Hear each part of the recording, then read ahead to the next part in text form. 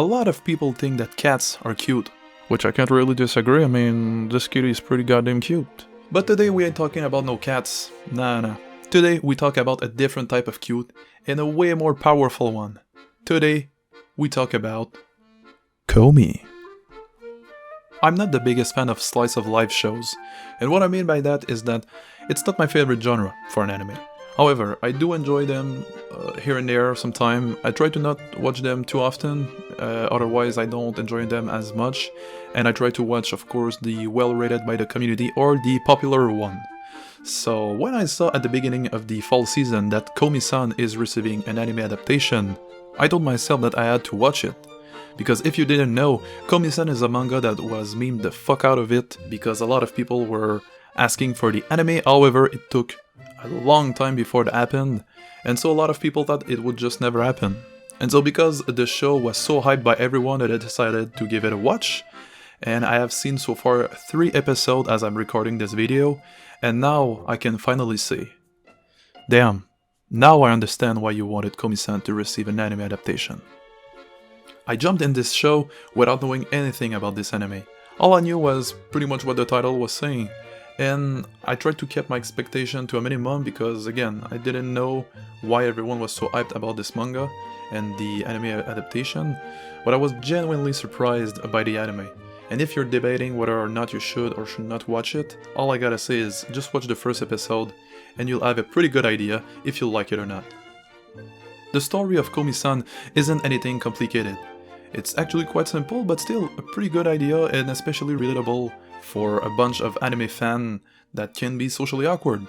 Basically, Komi is just a high school girl who is super popular, however she's not able to talk to anyone because she's way too shy. At the beginning of the year, she met Tadano Ito, and he is basically the first person who can finally understand her.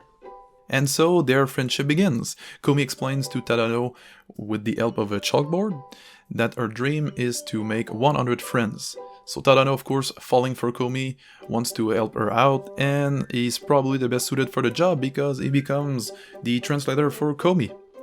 But yeah, the story seems to be a beautiful one, so adorable and so wholesome, with a bit of a comedy and of course a bit of the romance touch there. It doesn't sound too special on paper, to be quite honest, which is why I didn't really understand the thoughts about Komi when it first got announced, but the story is just well delivered. However, if you are like me, you will enjoy it, but you won't burst into a laugh, like for example when you're watching a show like Konosuba, for example.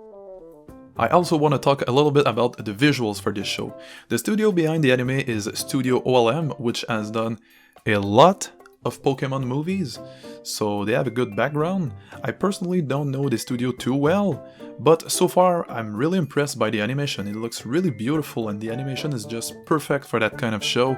You can really see how beautiful Komi is and why everyone is all over her. And also, I haven't seen anyone talk about this, but the goddamn cherry blossom in this show are fucking gorgeous.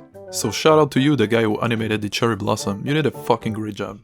And finally, I'd like to talk a little bit about the music in the anime.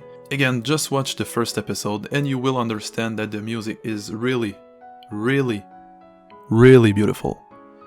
I loved it, especially during the talk that they have in front of the chalkboard. At that moment, the music really moved me, and it's at that moment that I was finally able to say, damn, now I understand why you all wanted the Komi anime.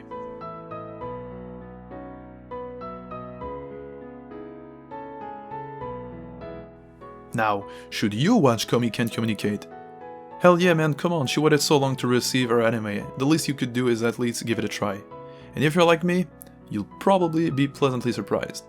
Now, if you really want to make sure that Komi-san likes you, all you gotta do is do a cheeky subscribe to my YouTube channel.